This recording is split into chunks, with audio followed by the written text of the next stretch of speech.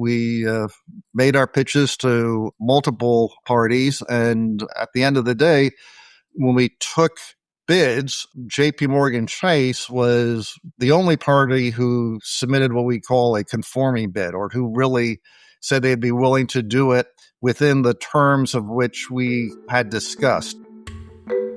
That was Jim Wigand, our guest today on Banking Bad. At Banking Bad, we tell the stories of financial crises from the first-hand knowledge of people who are charged with developing solutions to problems faced by the system. They are not Monday morning quarterbacks. They were the people in the room who are getting bloodied and bruised in the throes of developing workable solutions to financial crises. Let's set the stage for what was an incredibly important period in U.S. and global financial history, the last 2 weeks of September 2008. The failure of Lehman Brothers, an investment bank, was announced in the early morning of September 15th, a huge development in the financial markets at the time.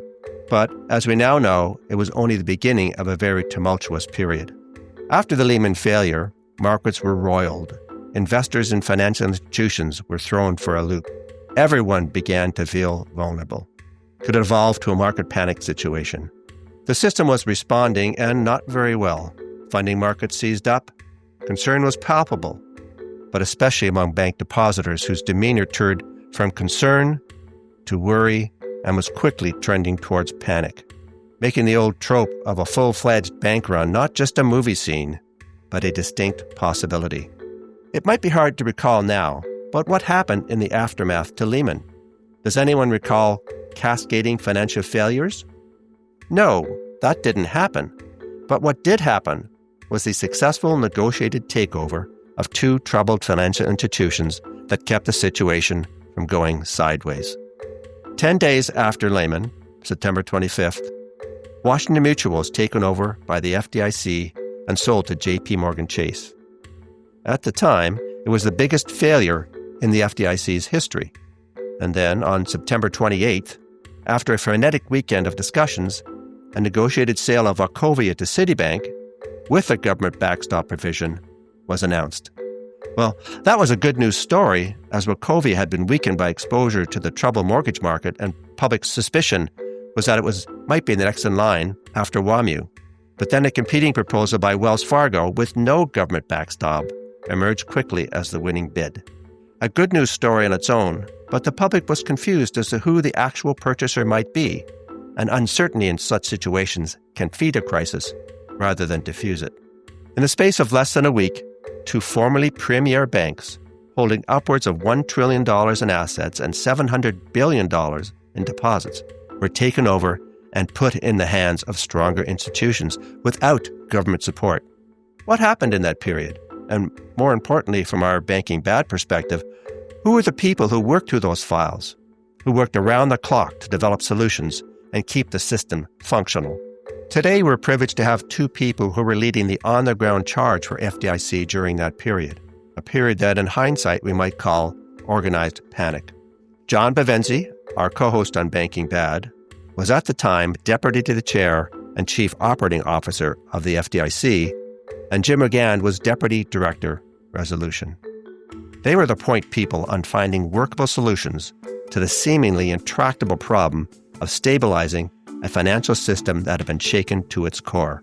They are here today to provide a first-hand account of the tumultuous events during that period and how, well, forgive me the hyperbole, gents, but the heroic efforts of both themselves and their teams resulted in two of the most significant transactions in FDIC history.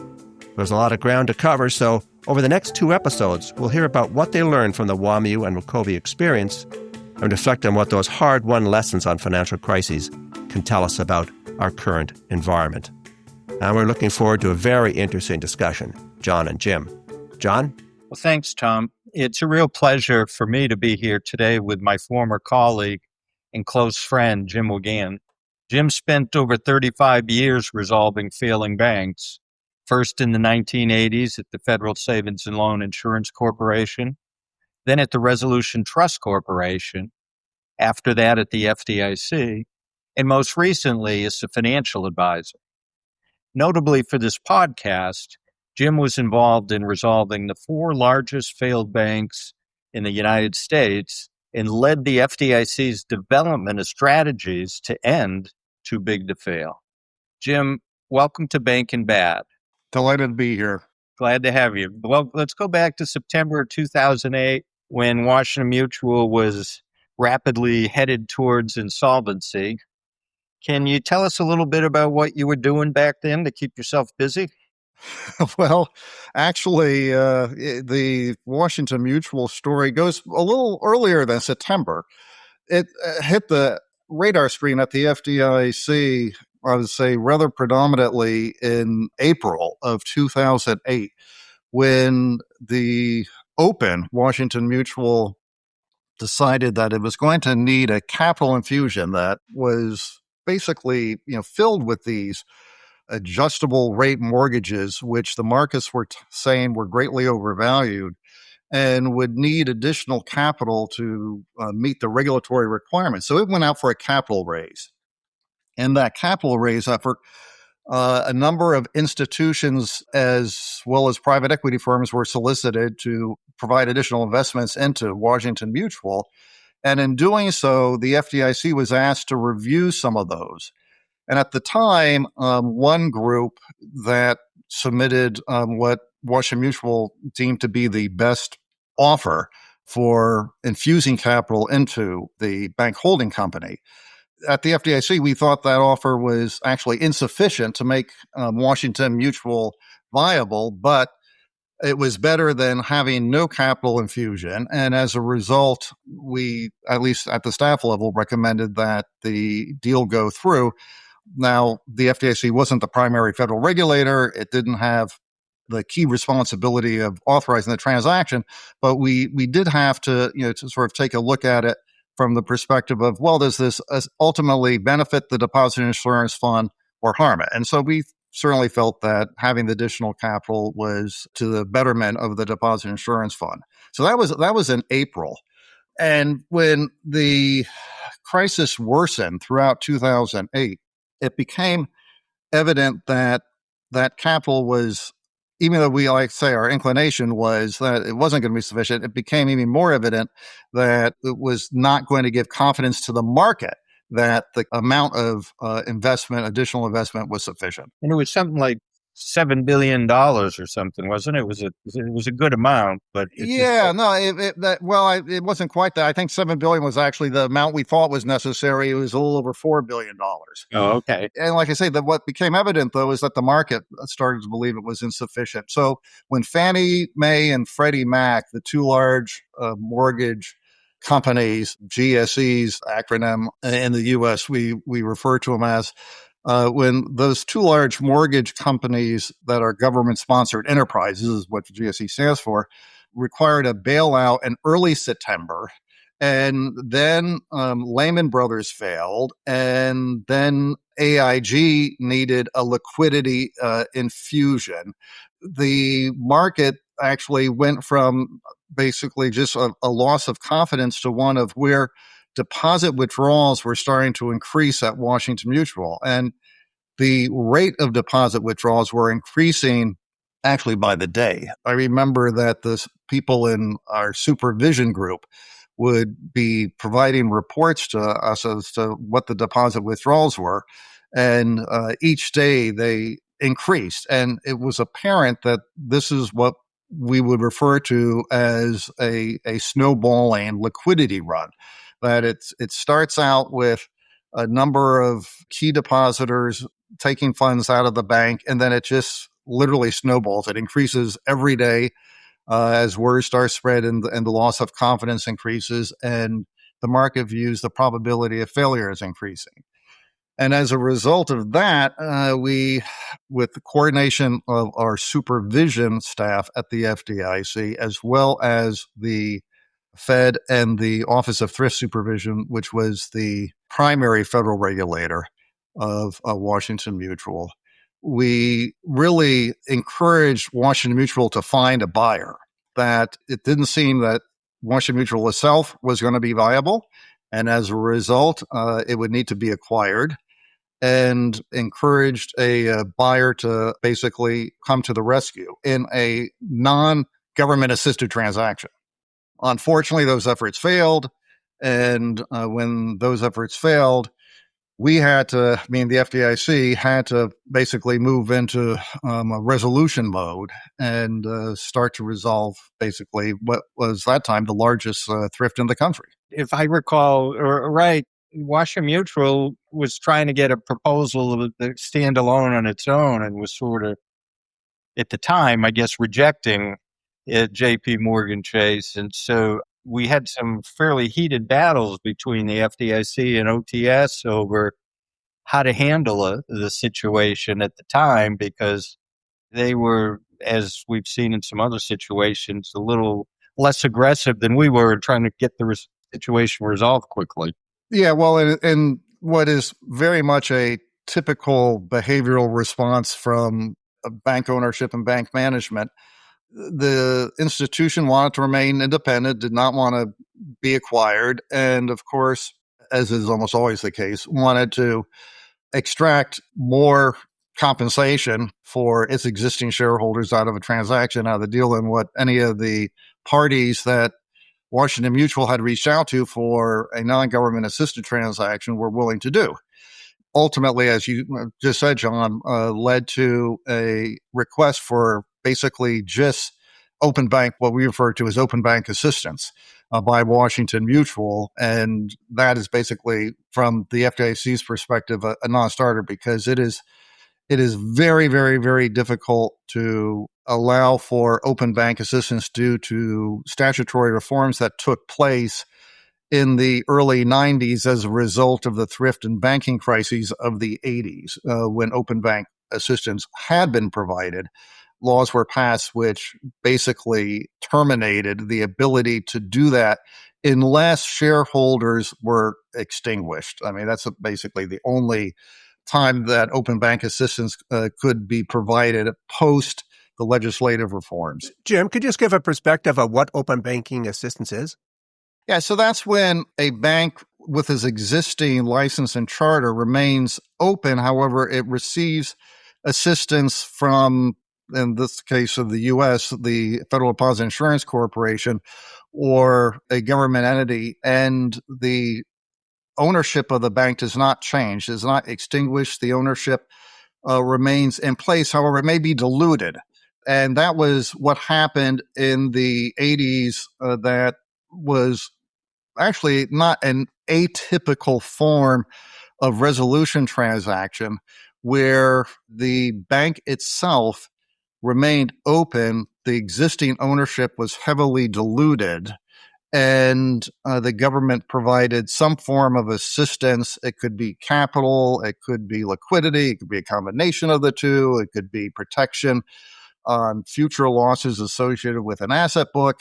It could be the acquisition of a troubled asset book. It takes all kinds of forms, but essentially what Congress said in its infinite wisdom back in the early 90s was that we don't want the government to use any of its monies if a shareholder that allowed this bank to reach this point of failure is going to basically remain in the ownership chain.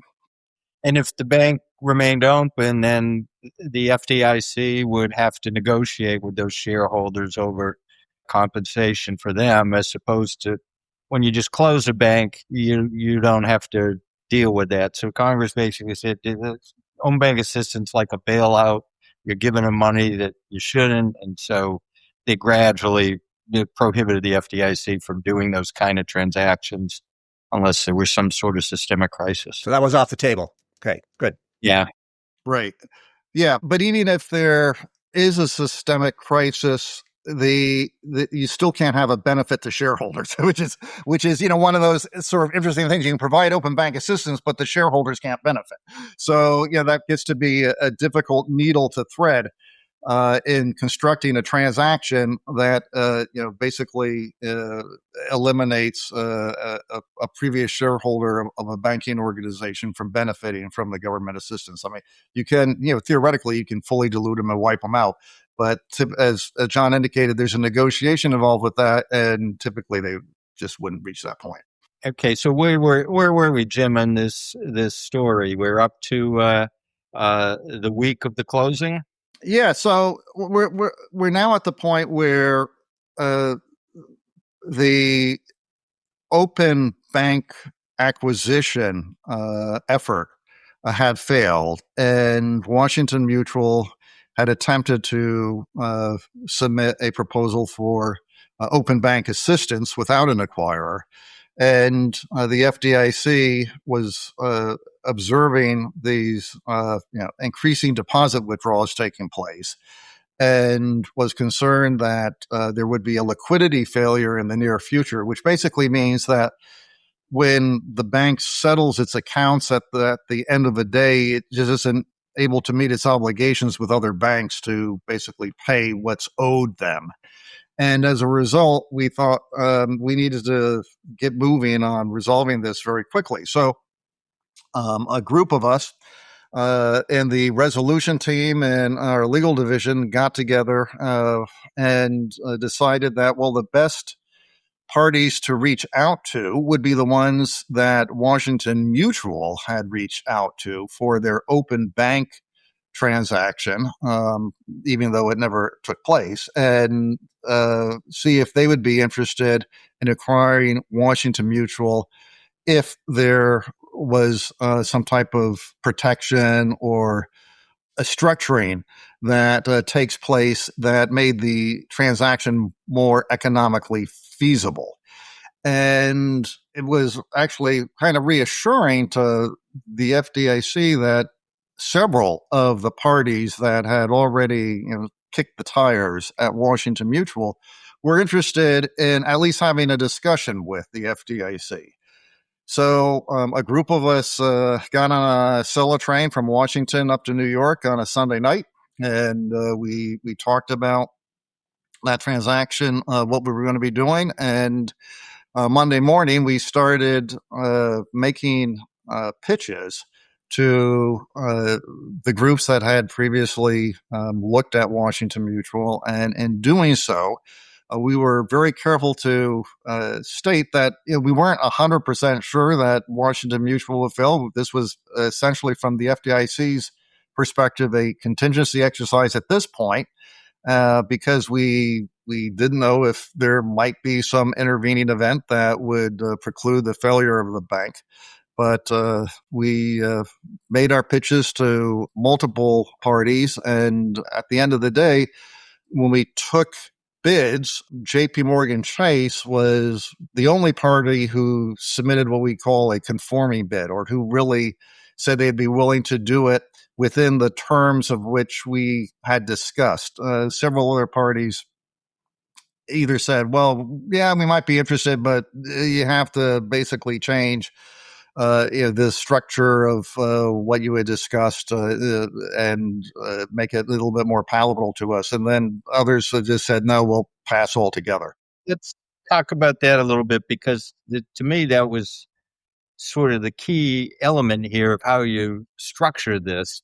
We were very nervous that here's a $300 billion bank. It had like $45 billion in uninsured deposits.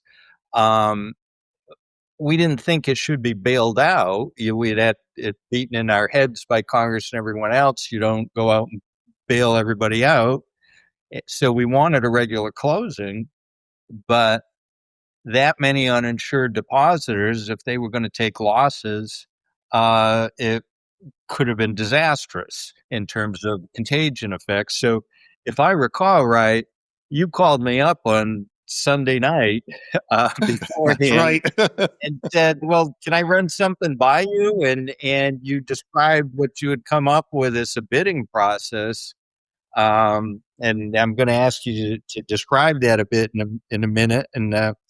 But I remember after listening to you, I said that was that's a very elegant way of doing it. And I realized after we were probably the only people in the world who would call a bidding process elegant. Well, yeah, I mean, to some extent, the failure of Washington Mutual really kind of presented a new set of challenges to the FDIC in dealing with both the bid process as well as how bids are structured. Normally, when a small, meaning under $20 billion depository institution, bank, or thrift fails. The way the FDIC bids out the bank is through what is called a purchase and assumption and agreement. And, that's sort of a technical term for, instead of buying the entire bank, meaning the entire business and all the assets and liabilities that the business has, that the bidders actually bid on a set of the bank's assets and on a set of the bank's liabilities. And they actually don't buy the banking license or the charter itself, or call it the entire banking organization. They basically are putting in bids for pieces of it. And there's multiple reasons for that. The primary reason from a bidder's perspective is that they have the optionality to essentially choose which assets to purchase and which liabilities that they will put on their books. Now, of course, the largest liability of a small bank is typically the deposits, and the deposits are broken down into two categories, right? There are insured deposits, which the FDIC basically has, covered a certain amount of whatever deposit balance might be at that bank that a depositor has. And then there are uninsured deposits, and the uninsured deposits is a slightly different, from a bidder's perspective, category, because the value of those tends to decline. And actually, you can almost jump forward to the little banking crisis we had a few years ago with SVB and, a particular SVB, Silicon Valley Bank. And you can kind of, sort of see how uninsured deposits are not quite as attractive because they aren't as sticky, as you say. They as insured deposits are. In any event, going to the bidding structure, going back to the bidding structure again on Washington Mutual, we said, look, this bank is so big, it's $300 billion. And the financial condition or stability of the industry right now in the U.S. is so fragile that there has to be a transaction involved here where a bidder can take a look at the liabilities and really be comfortable that the deposits, both insured and uninsured, will be fully covered, and the other liabilities at the bank, whether or not they get acquired, we really don't care. But we do want all the assets to be conveyed in the transaction. So normally what happens is that the bidders, like say, excluding the Washington Mutual transaction, in one of these bidding process will, like I say, sort of have a Chinese menu approach of the assets that they're going to acquire and the liabilities they acquire. But typically you start off with, you take the uninsured liabilities and you pay a premium, which means that if the bank owes $1 billion in insured deposits, that the premium just basically means that the FDIC doesn't have to pay that acquirer $1 billion. It pays them maybe $950 million. So it pays them a little bit less. And that's actually called a premium.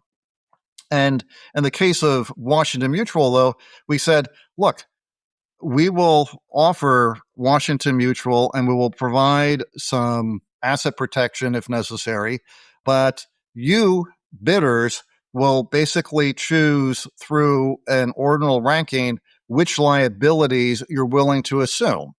And you start with basically the insured deposits, then the uninsured deposits, and then the senior debt that the bank had issued, and then any subordinated debt the bank had issued. And you go through this and basically in your bid say, take all the assets, basically some loss protection on those assets if necessary, and then which of these liability categories would you be willing to assume? And that basically then made the probability of an all deposit transaction greater. And in acquiring all deposits, the bidder could still submit what we refer to as a negative bid. So if the market felt that the assumption of those deposit liabilities would still cause, even if you have the asset portfolio with some loss protection on it, still cause some loss to the acquirer, then the FDIC could just plug the hole. The other aspect of this, which is important, particularly given the conditions of the financial markets at the time, is that if a bidder felt that there would be a contagion effect by not acquiring all deposits, but by only acquiring the insured deposits, or a contagion effect on the debt markets by leaving out the senior debt outside of the deposits,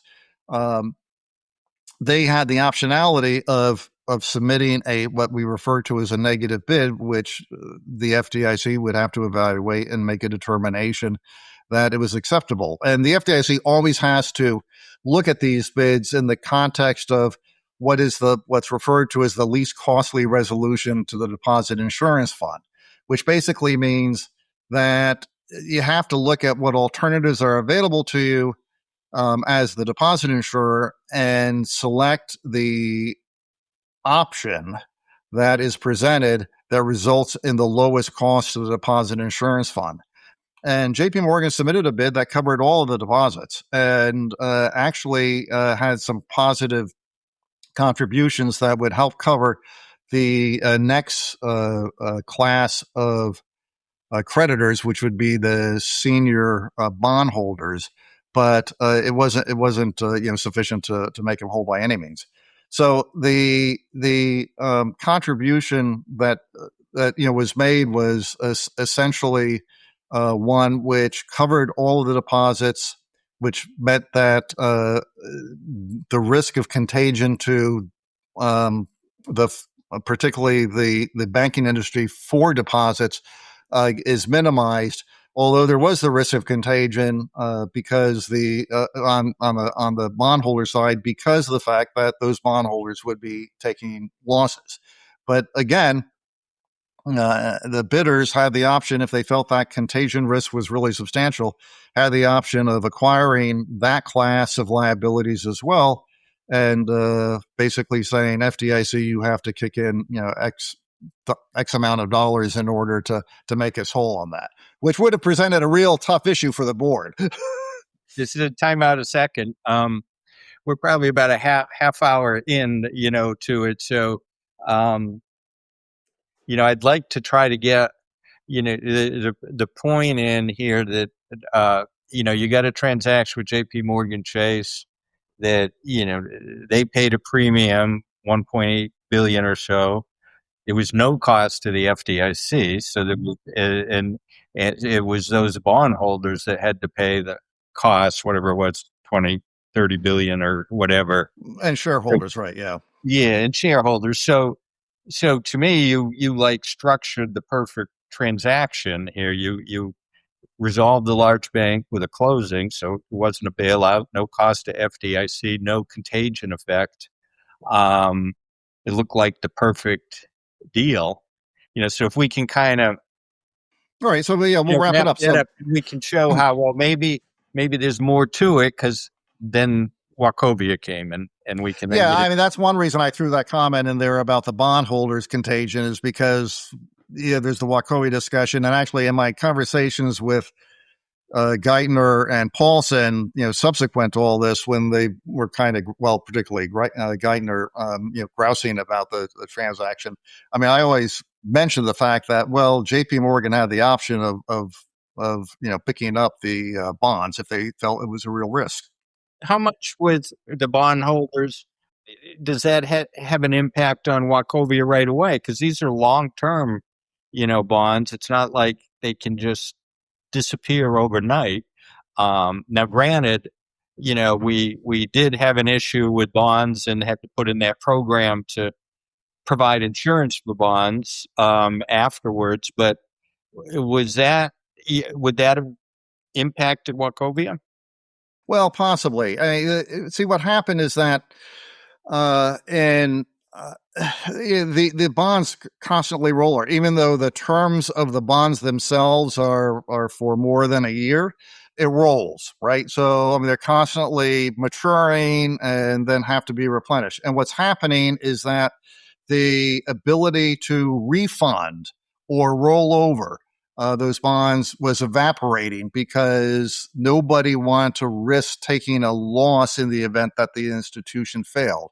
Even if you don't have an immediate rollover, the fact that you're observing this, taking place with other banks, other financial institutions, the concern is that when you do have to roll your maturing bonds over, that you will not be able to do so. And so the liquidity just, dries up in the banking system. And of course, those bonds, the longer term ones, are still at the same creditor class level as short term non-deposit funding that is deemed to be general creditors. Not explicitly subordinated.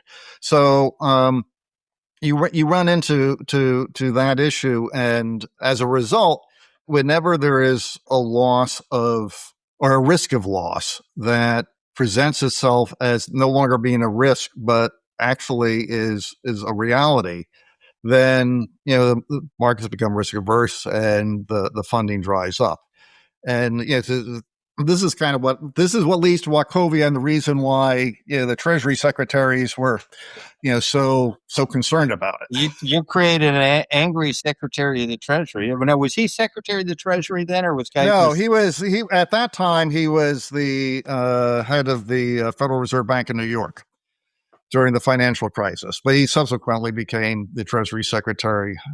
So in their book, Geithner and Paulson said, that the WaMu transaction was a mistake. It shouldn't, because of these reasons you're describing. And I know we certainly felt like it was a tremendous success. If you look back today, would you still call it a success? No, I would still call it a success, and I would still say it was the right thing to do. I fully appreciate the concerns of the contagion risk associated with bondholders taking losses, and in the WaMu transaction, the bank's bondholders did take losses. And what's interesting is that the bank holding companies, Washington Mutual holding companies, bondholders ended up with, my recollection is no loss. And it was due to basically, to me, a supervisory error that occurred in downstreaming capital from the holding company into the bank. And as a result, to the extent that there were creditors at the bank holding company, which it went into a bankruptcy proceeding after Washington Mutual failed the thrift. The bondholders of the bank ended up recovering less than the bondholders at the holding company, which was actually kind of a lesson learned that carried its way into the strategy the FDIC developed for dealing with the too big to fail problem, which, if we want to talk about that, we can talk about that a little later. And just a minute. And isn't that what you just described, the bondholders not suffering losses in the holding company, even though the bondholders in the bank took losses? Did that repeat itself at Silicon Valley Bank? Wasn't there an issue of whether money downstreamed was a deposit or put in as capital? That certainly was an issue at SVB. I do not know the outcome of that at this point. I don't know if it has been resolved or is still under litigation or where that sits right now. But it certainly was at the time of SVB's failure, and shortly thereafter, an issue. So all these issues between the bank and the bank holding company will probably have us a future episode or podcast Jim, JPMorgan's a big institution, right? But this is a big transaction. Might have been a risky transaction. What was the motivation for JPMorgan to get involved here? And was there ultimately a benefit for them? How does that play out? So even though when I was talking about when the FDIC sells off a failing bank, that it typically sells them off in components, that their assets and liabilities, the franchise of the bank, which you can think of in terms of all the customer relationships, both on the loan side and on the deposit side, from a bank's perspective, has value. Those relationships have value. And what Washington Mutual brought to JPMorgan in its franchise was value associated with those relationships, particularly along the West Coast of the United States. So, JPMorgan Chase have been predominantly an East Coast bank. And what the Washington Mutual franchise did, those relationships, those deposit relationships, those lending relationships, what they brought to JPMorgan Chase was a much broader overall set of customer relationships than it had, prior to its acquisition. And, like I say, JPMorgan had been interested in initially in the open bank transaction that Washington Mutual ran, and was probably, gave the most serious consideration, even though Washington Mutual rejected it, saying it just wasn't sufficient. But ultimately, it's that value associated with those relationships that JPMorgan wanted. So a good strategic fit for the acquirer. Correct. Yeah, it's a strategic step in enhancing the franchise of the acquirer. That's exactly what it is. Great. Okay, so Washington Mutual's closed on Thursday of that week because the run was getting so significant that we couldn't wait to the normal Friday closing. It comes off very well from our point of view. And if I recall, you went home to take the weekend off, and the next day I'm on the phone with you saying, Jim, come on back. We're going to be in the office this weekend. That Federal Reserve has just called and said that Wachovia, an $800 billion institution, also heavily involved in option arms and subprime, won't be able to open come Monday morning, and we've got to figure out a solution over the weekend. That sounds familiar? Yeah, right. I'll never forget that phone call, John, because I thought the weekend was going to be a free weekend, and so I was on a drive out to the eastern shore of Maryland, getting ready to relax, and get the phone call, and turned around and went back to Washington. Just to recap what happened. On Thursday, September 25th, 2008, FDIC placed WaMu in receivership, and simultaneously JPMorgan acquired substantially all of its banking operations. It paid FDIC $1.9 billion for the franchise value. JPMorgan acquired $188 billion in both insured and uninsured deposits, and JPMorgan acquired virtually all of the assets of WaMu. Why was this important? The closing of Washington Mutual was significant in many respects. It was by far the largest bank closing in the history of the FDIC and was handled smoothly and effectively. There was no government bailout. There was no cost to the FDIC. There was no contagion effect from uninsured depositors at other similarly situated banks, as the bank's uninsured depositors were protected against any losses. The costs associated with WaMu's failure were borne entirely by the bank's other creditors and shareholders. The 2008 crisis was remarkable in many ways, not the least of which was the unprecedented amount of money that was required to stem what might have been a meltdown of the financial system. In years subsequent to the 2008 crisis, there was an international push to develop structures and processes to manage any future failure of large, systemically important financial institutions without the use of taxpayer money. By showing that a $300 billion bank did not have to be bailed out, the WaMu resolution helped serve as a model for those ongoing efforts. But the story that unfolded during that eventful week is not yet over. Please join us for our next episode of Banking Bad, when bank regulators found out they had to immediately address an even bigger challenge, the imminent failure of the $800 billion Wachovia Bank.